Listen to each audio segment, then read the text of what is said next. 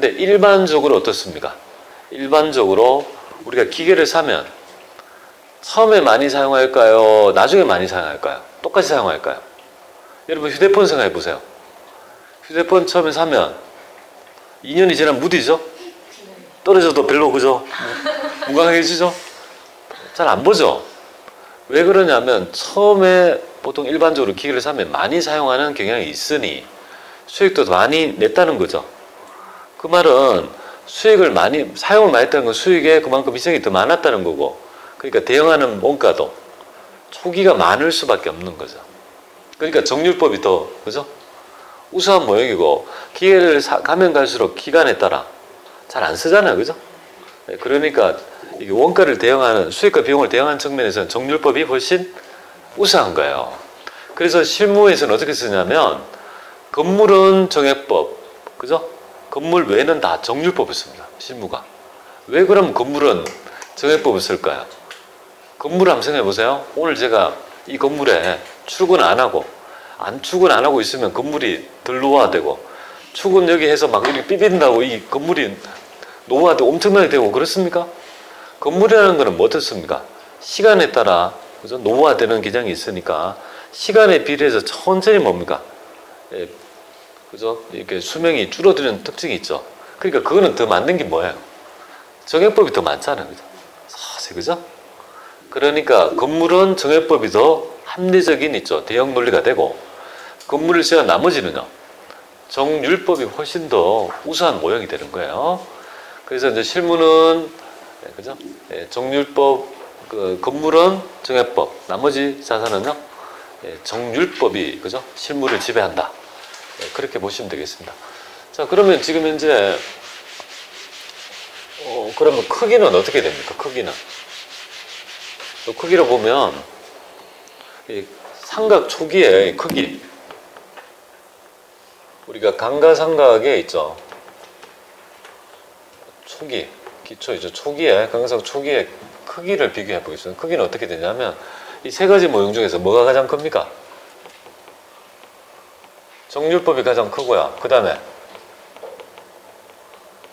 연수학계법이 가장 크고 1차 연도에 그죠? 그 다음에 정액법이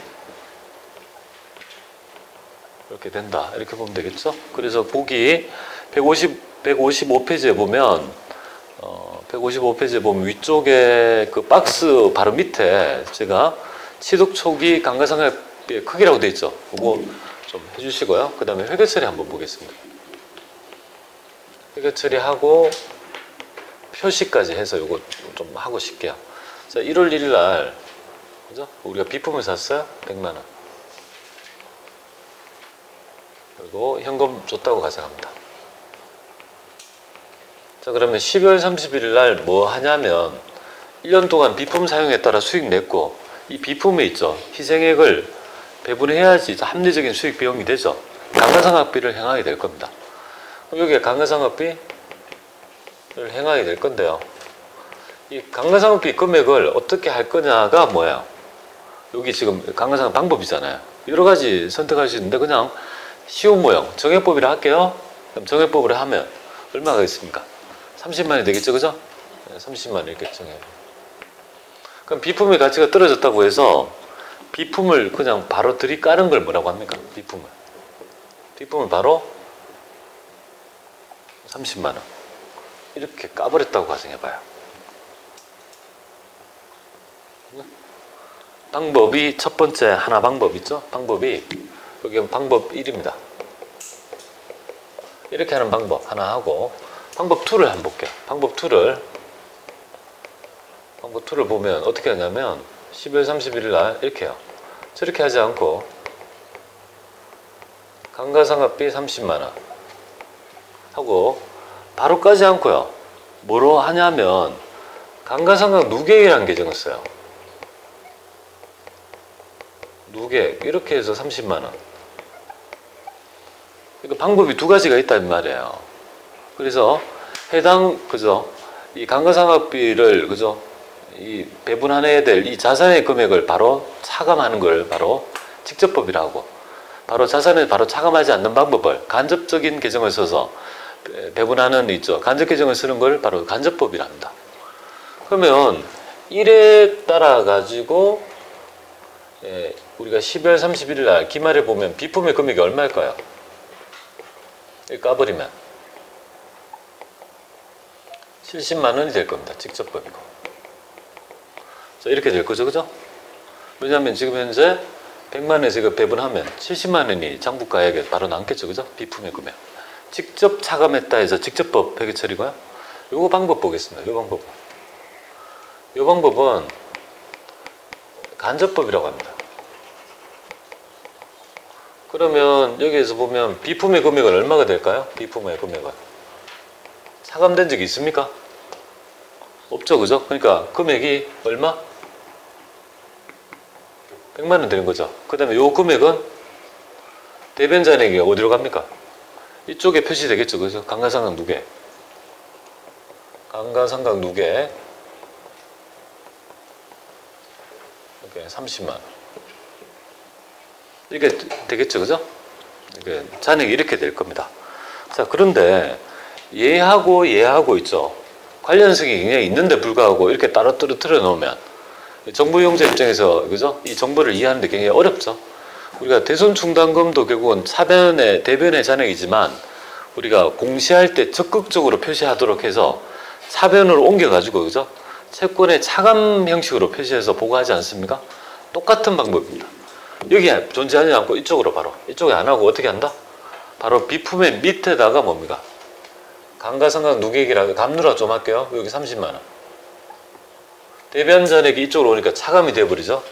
그러니까 이 비품의 장부가액은 얼마가 될까요? 70만 원이 되어버립니다. 그러면 이 얘하고 지금 현재 뭐 어떻습니까? 장부가액은 똑같지 않습니까?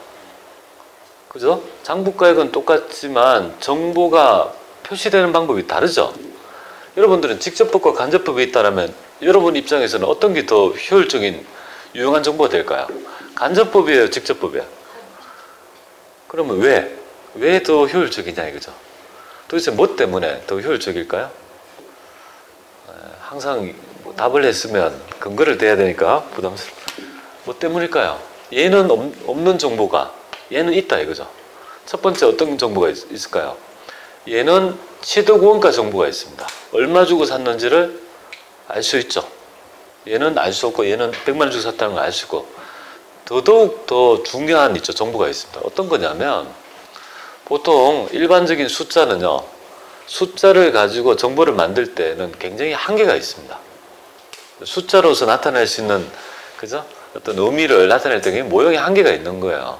근데 이런 방식에 의하면 숫자지만 그죠? 이 자산의 내구 연수랄지, 그죠? 사용 정도랄지, 그죠? 이런 것들을 확인할 수 있는 거예요. 만약에 이 자산이 연령이, 사람으로 봐서 연령이 100살이라고 가정하면 얘는 지금 몇 살인 거예요? 지금 현재 이 상태가 몇 살인 거야?